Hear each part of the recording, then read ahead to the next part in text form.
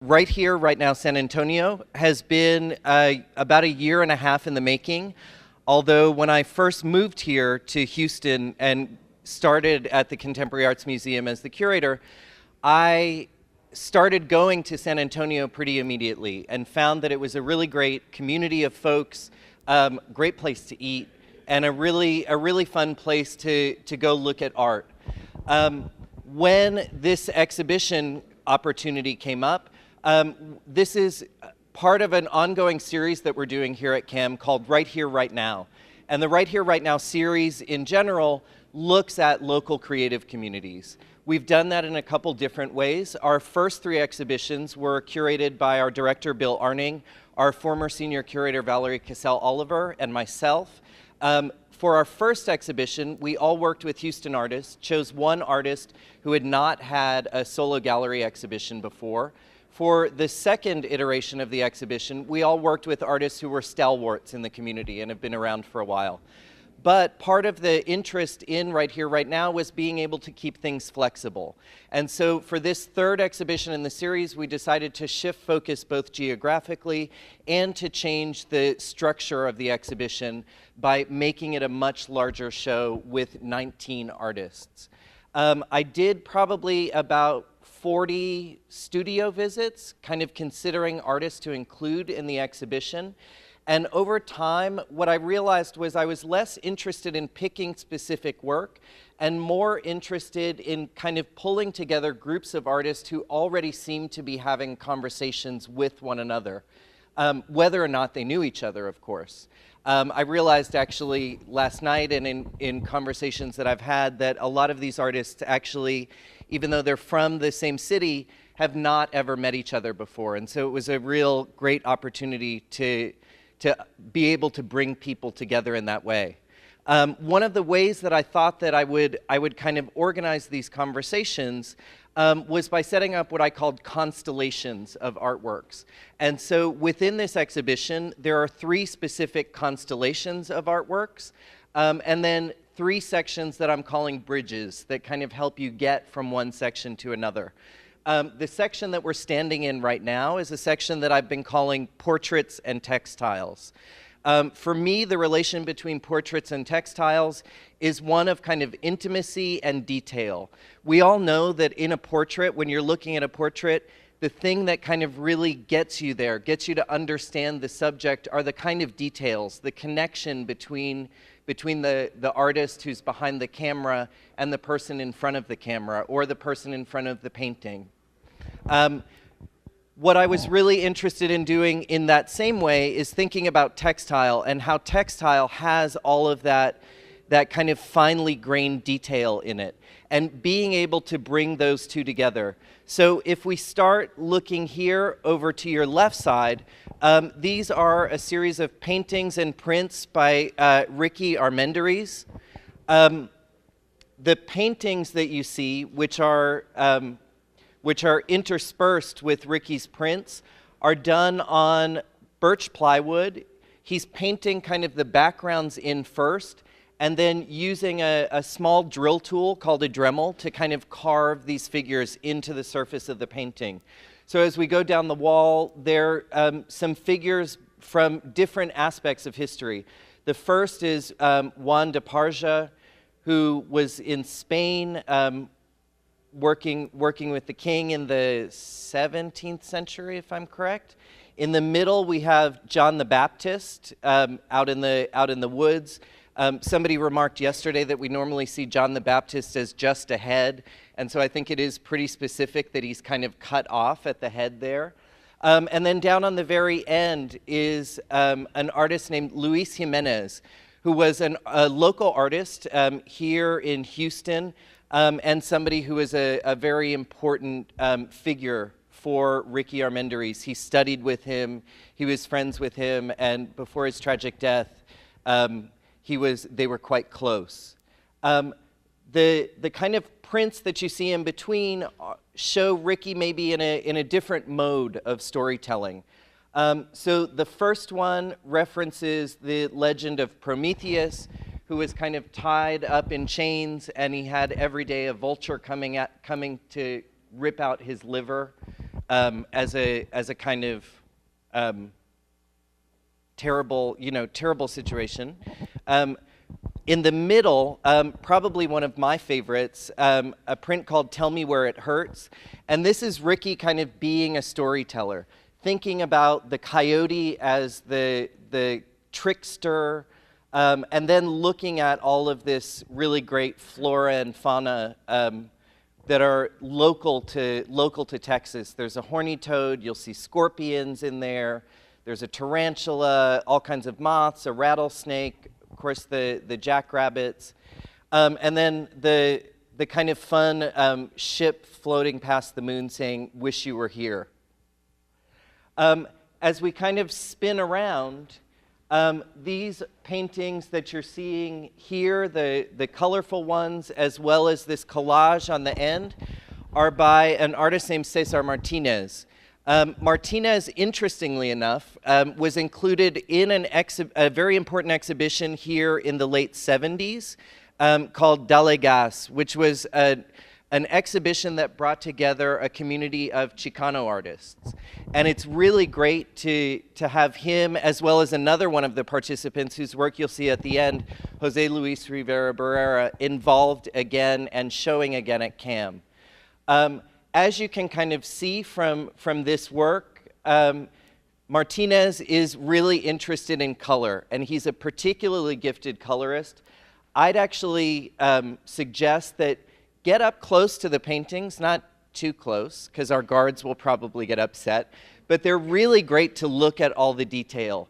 When you realize things that look fairly simple, like this figure here in purple in the plaid shirt, which is called Bato con Sunglasses, when you really get up and look at the detail of the way that plaid has been painted, or all of the colors that are kind of mixing together on his face, and even the kind of texture, there's almost like a stubbly texture on his chin that's from painting with a kind of drier medium.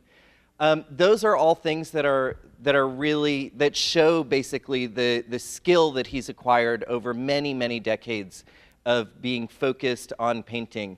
He began painting and doing monochrome paintings, so like single color or double color paintings, almost like the backgrounds that you see, and at the same time was painting portraits of friends of his who were active in the Chicano movement.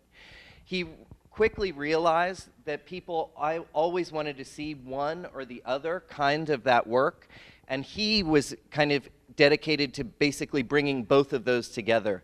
And I think it's really incredible to see those. I think another one of the works, the Tlaloco Stile, which you see here, shows what a gifted colorist he is. When you start to get up and look at the kind of mixing of different purples and different reds in it, even though it looks like a kind of almost all purple shaped canvas, there's a lot of detail in there to see. And of course, that kind of detail comes through in another work that's, I'm sure, a favorite of lots of folks, and mine too, where Cesar has peeled the foil stickers off of bottles of Tecate beer, and then basically put them all back together to create another stele piece, a shaped piece that's much larger than the sum of its parts. If we spin around the room in this direction, you see two series of photographs by the artist Sarah Castillo. The first three photographs are photographs from a series called Remedies for Remembering. The figures that you see in there are Sarah, her grandmother in the middle, and her mother on the right. These are from family photographs that she's oftentimes re-photographed those photographs so that she could cut them apart and work them into these collages. She's also including other things like the fabric that you see here, which has been sewn down. There are bits and pieces of kind of trimmings, sewing notions.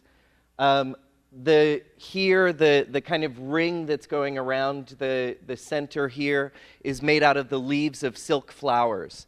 The actual collages that she's making themselves are about 5 by 7 inches, so they're quite small and quite intimate, and then she re-photographs them to kind of make them bigger and larger than life. And ultimately what it comes down to is that these are really to honor the matriarchy, her mother and grandmother, and her connections to her family, also her connections to her Mexican heritage. A more recent series are these 4 photographs in which Sarah's interested in aspects of power, aspects of also trying to give back power. The figure that you see to the very left is basically trying to kind of hide behind a mirror that she's using to focus on another plant. Another figure who's praying. Another figure who's offering an amethyst. Amethyst happens to be Castillo's birthstone. And then the figure on the end who's holding up a prayer book in a kind of gesture of trying to keep away bad energy. If we then kind of start to swing over, the fabric and things that Castillo is using in her work is also very present in these works by Martha Mood. Mood is an artist who passed in 1984. She was active in San Antonio in the 60s and 70s. These works are from 1974, 1962. This work is undated. And although they look like quilts, Mood called them stitcheries. So she's basically cutting out pieces of fabric, sewing them back together, and using kind of stitches on top, simple basting stitches to hold the fabric down. And I think about it as though it's almost like making a drawing, although in a kind of much more complicated way. This work in the middle from 1962 is called First Families of Texas. This work on the end is a bit of a kind of outlier within Mood's work. But one of the things that's very interesting about it is that these kind of subtle shadows that you see on the bottom of her thigh and on her belly have been made out of old silk stockings. And then, of course, over here we have one that looks back to the fair, the Hemis Fair in San Antonio. Interestingly enough, I was actually introduced to Mood's work by the artist Katie Pell. And if everybody spins around, this hanging quilt that you see behind us is Pell's work. Pell created this work basically, so Katie grew up in Delaware, and she and other people that grew up in the kind of suburban tract housing that she lived in, the kids used to kind of sneak out behind behind all of their houses into the woods to go smoke, to drink, do things that kids are going to try and sneak around and do. And then they would also kind of carve their names and messages into trees. Many decades later, when Pell was going back to visit her family to help her parents, she decided she was going to take a walk in the woods, and she came across all these trees that she and her friends had carved their initials and messages into many, many years earlier. She was really excited to see it. It kind of blew her mind. And so what she did was she went and got a bunch of white sheets. She took them back, wrapped them around the trees, stapled them onto the trees, and then used charcoal to make these rubbings of the trees. She then took those apart and sewed them back together to create this a kind of another evocation of a forest. And I think it does something where it really kind of allows you to both wrap up in these ideas of memory in a kind of very physical way, but then also the kind of theatricality of it as a kind of backdrop. The way that we might think about the background of memories is quite important for me.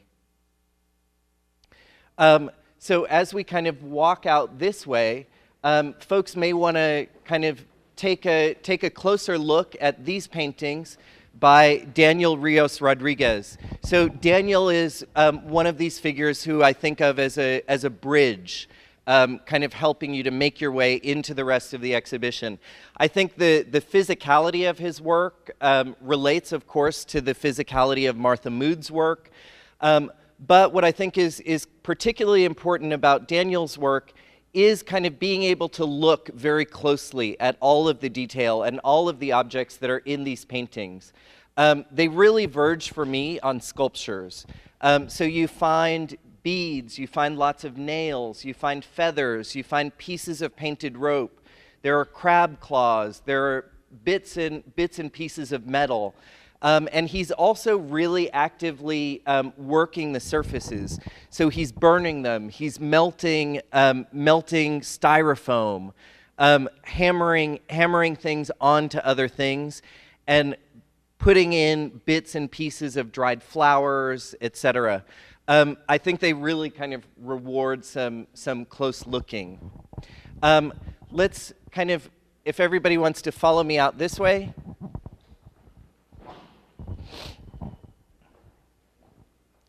So this section of these series of drawings here, the sculpture that you see on this, and the painting that's on this wall are by an artist named Adriana Corral.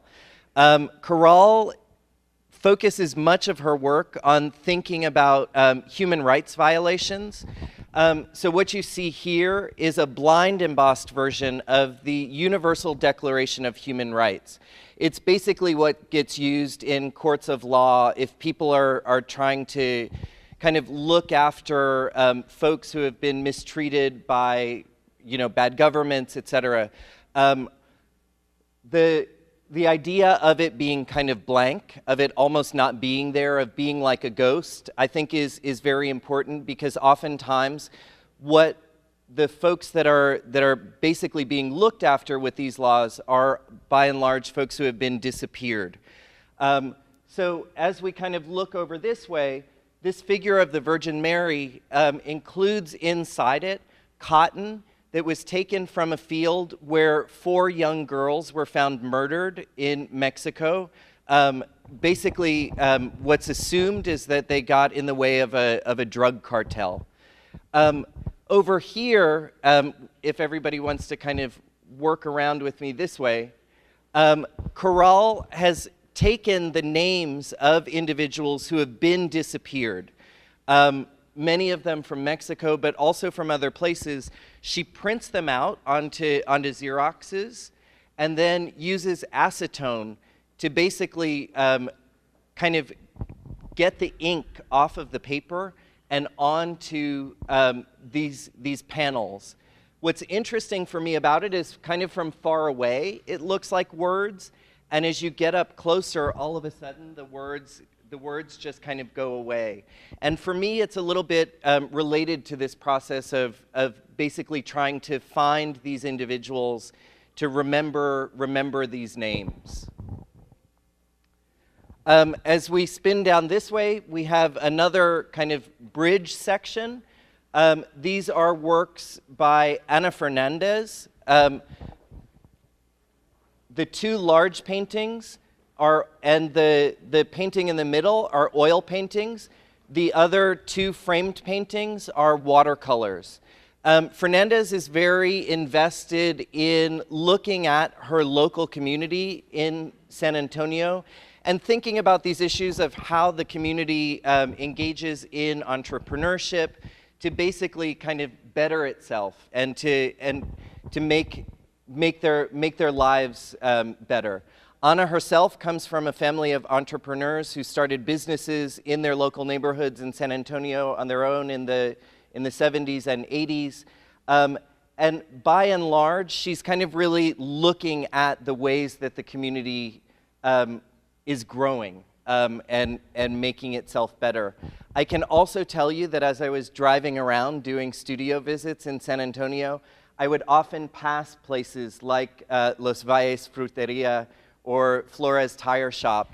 And it was a really great thing to see these kind of paintings of these places that Ana was seeing in her everyday, and realizing all of these places, of course, exist. And it's incredible to get to see them through the vision that she has. If we kind of spin out this way, this section of work out here, which also includes Adriana Corral's work, is a section that I was thinking about the body, geometry, performance, and abstraction. Central to the exhibition is this series of 9 photographs by Chuck Ramirez from his Santos series. These are photographs of the bottoms of sculptures of saints. So the kind that you might find in a church or even in a home that one would pray to. Chuck started out as the main graphic designer for H-E-B, and a lot of what he was doing was photographing products like bottles of detergent, things like that, packages of meat that they would use in advertisements in the newspaper. Because he had access to all of that photography material, he started to use those things to create work. And so even though these look like they're kind of floating in no space, they've actually been lit really incredibly so that you can kind of see little shadows around the bottoms. And they become very abstract. Each of them, though, you'll see has the name of a particular saint associated with it. So we see Santa Marcia, Santa Janet, Santa Cynthia. Chuck was an artist who had a great sense of humor, and so many of these, although some of them are saints, this actually references the grid at the beginning of the TV show The Brady Bunch, with Santa Alicia, which would be Alice the maid, in the middle, Marcia, Jan, and Cindy, the mom and dad, Carol and Mike, and then Greg, Peter, and Bobby at the end. Also in this section, although we haven't talked about her yet, are the ceramic works that are by Diana Kersey. Kersey's work I'm interested in because it's very sculptural. And I think normally we think about ceramics as functional, like cups, bowls, things like that. But these kind of go beyond. So these she thinks of as viewfinders, although they could be kind of baskets for very large objects. These sculptures actually reference kilns, what the ceramics are actually fired inside. So the one on the right is a reference to an anagama kiln, a kind of multi-layered kiln. And then, of course, the one on the left is maybe a little bit more like a simple kiln or even like a chimenea. This corner here is a collaboration by the duo St. Lorraine, Christie Perez and Britt Lorraine. Christie came in and began working about a week before the exhibition started on this wall drawing that you're seeing. The drawing was completed last night by Britt Lorraine, who basically came in and had her arms tied with tape onto this pole, and she repeatedly tried to force herself into the corner. So all of this kind of torn away drywall that you see is basically the force of her kind of moving. As she did that, though, it did things like it created these kind of marks that you see on the wall, or even holes. And so those kind of are another type of mark making that adds to the drawing that Christie created on these walls. I think maybe let's go around this way.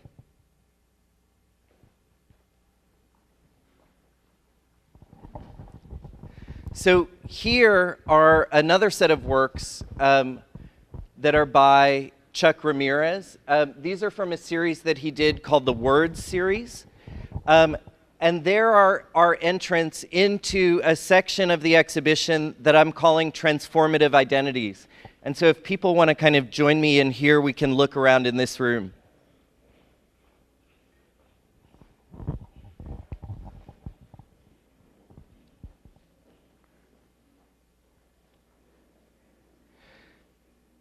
So this transformative identity section is a way to kind of think about ideas around identity that are maybe kind of more complicated, more nuanced, and allowing people to kind of like stretch their elbows a little bit and not be cast into being in, acting a specific part. So there's a lot of reference to performance within the room. One of them is Christie Perez, who will actually, from 3 to 5, be presenting a live performance on our front terrace. This is Christie in this costume. She also appears here. She's the person operating the puppet that's dancing with these folks. Christie's been doing a lot of work where she's going to electronic dance music concerts, places where big groups of people are getting together, often where big groups of people are getting together to kind of really dance and party and celebrate. And she's thinking a lot about these ways where group mind starts to happen, where people start to think together in a way that's less individual and more kind of part of a bigger object. One of her real references and one of the things that she's been thinking a lot about is the French philosopher Lyotard. We would normally have a puppet of Lyotard, which you'll see in these. He's actually out in the car that's parked on our front right now. But Lyotard was one of these people that did a lot of thinking and writing about issues around how groups of people behave together. And so her basically appearing at these things and operating this puppet is a way for her to kind of begin to talk about that and to connect to that history. This was shot in New Mexico, the video up top. She decided that she wanted to go shopping at a Walmart in this costume for fun and see what happened. And they got approached in the parking lot by a German photographer and a model who invited them to be part of a shoot. Down on the bottom, you'll see Christie and other guises. So she's made 3D printed masks of actresses like Anne Hathaway, Elle Fanning, that she wears when she's operating them, so she basically has no expression, and all of a sudden the puppet becomes the really expressive element within it. As we kind of spin around this way, work by John Fernandez here, also this sculpture, and these two works are Hernandez's. Fernandez, of course, as you can see, is really thinking a lot about comic culture kind of across the ages. So things from the 50s to kind of more present things. Of course, there are kind of references for me to kind of auto detailing, things like that. And then I remember kind of collecting cards and things like that, like stickers when I was a kid, that had kind of references to figures like this. When you get up close, there's a lot of detail to kind of look at in these works, and they're real mashups of lots of these figures kind of being put together. So in this one, there's a kind of snake figure that kind of coils all around, and it's fun to kind of follow it through. It's a figure called Kukla, which some of you may remember an old TV show called Kukla, Fran, and Ollie. That has been taken from there and, of course, added to two other references. There are really great things, eyes popping out, cars, and you start to see, if you look kind of more closely, there are these hats all over the place, and they become kind of bodies that almost look like they're melting apart. At the far wall, we also, some of you may have seen the performance that we had today by Julia Barbosa-Landois called Serious Work. I encourage each of you to pick up a calendar of events that we have on your way out. That performance will be presented 2 more times over the course of this exhibition.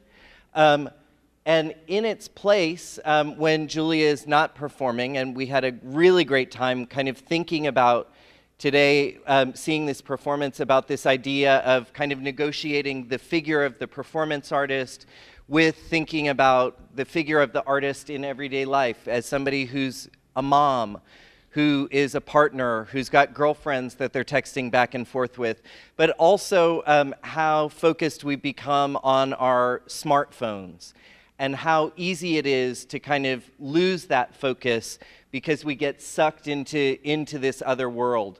And so during the performance, of course, the audience is asked to check in their phones. So it becomes a real moment where we get to think about these aspects of how we actually pay attention. These works, these prints that Julia has created, are basically a kind of extension of some of those conversations of thinking about these ideas of motherhood, of kind of responsibility in that way. And really thinking about how those can be messages in a different way. So you see, of course, he's a bad mother, changing the pronouns there, or teen mom jeans, which is a favorite of mine. As we kind of swing around, and I encourage you also to kind of take a deeper look at these works by John Fernandez here. We have works by Michael Martinez, and by Albert Alvarez. Martinez's works are these pieces with the embroidery. Martinez created them on top of chest binders. And for those of you who may not be familiar, chest binders are something that women will often use to kind of keep their breasts down, especially if they're not wanting to appear female. These were made in collaboration with a kind of creator of chest binders who are creating them out of San Antonio, and they're being created in a number of skin tones so that individuals of different races and ethnicities have access to something that that basically matches them. That idea of kind of thinking about race and ethnicity and kind of being empowered in that way is reflected in much of his work. So you see behind us on this wall here a poem called Latinx. For those of you who might not be familiar, Latinx is a kind of more recent formation where the X basically stands in place for the O or the A, which would gender the word. And it's really kind of thinking about ways in which the language can be made more inclusive. For me, there's a kind of nice twist in this work where I think the idea of they, them, theirs, not yours, yours, yours, really asks us to think about who we are in relation to those kind of formations of identities. And to think about if there's a kind of culture that tries to dominate, and if there's a culture that feels like it's given second place. And I think artists like Martinez are really challenging those ideas of basically being given second place and really trying to level the playing field for us. Another person whose work you'll maybe want to look more closely at is Albert Alvarez, who's made these paintings here. A lot of them are made with a single bristle brush. So they're pretty incredible things to kind of get up close with. He's really interested in artists like Albrecht Dürer, but unlike some of those artists who are kind of often painting religious scenes, still lives, things like that would be kind of more widely known, Albert's painting kind of more familiar scenes, or slightly more familiar scenes. The one here is a group of boys who are obviously kind of home alone, watching WWF wrestling and trying to put the moves on each other. It's called You Want Another One. And you see all of them with like bloody noses and kind of black and blue marks. The one on the end, which is called the Inferno, shows a schoolroom, although it's a kind of schoolroom that probably most of us would never be that happy to be in, because it seems like a bit of a difficult place in which one would operate. Right in front of us here are sculptures by Jose Luis Rivera Barrera. Rivera Barrera exclusively carves mesquite. So these are actually quite heavy. I think this one over here is about 1,200 pounds. It's basically a piece of a tree that had been struck by lightning and fell off. A guy who was hired to clean it up, who knew that Rivera Barrera was carving, said, "Hey, do you want this?" And so he brings it over, and as you can kind of imagine, if you look at pieces like this, or like this one, which is called Tijerina, where you can basically see that it's a kind of hollow tree trunk, much of the work that he's doing is trying to find the object within the wood. Like, what does this thing look like? And then carving to kind of bring those figures out. And in that way, I think there's a kind of interesting relation to John Hernandez's works, where you see these different ways of kind of looking at the figure, where Hernandez is kind of building these figures. Jose Luis is basically kind of carving away to find the figures that are maybe trapped inside of the wood. And then the very last piece, which I encourage everybody to go in and look at, and I think we've covered everything then, is a video installation by Lisette Chavez and Adria Flores called Angel Baby. We have the sound off now, but we'll be turning it on in a moment. Chavez and Flores both grew up on the border near Brownsville, Texas. Both of them growing up heard this same story independently about a folk tale about a girl who wanted to go out and go dancing at a bar. Her mother said, "No, you can't go. That's not good. You've got to be like proper and stay at home." She decided she was going to sneak out anyway. She goes to this bar, sees a really handsome guy. She catches his eye. They start dancing. And as she looks down, as he puts his left foot out, she sees a chicken foot or a rooster's foot. And as he puts his right foot out, she sees a hoof, a cloven hoof.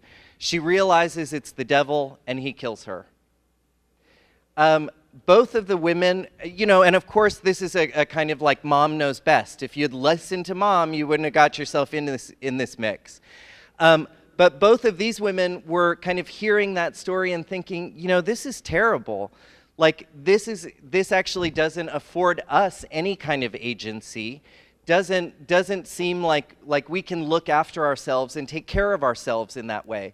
And so what they decided to do was take the 50s song Angel Baby, kind of recast it.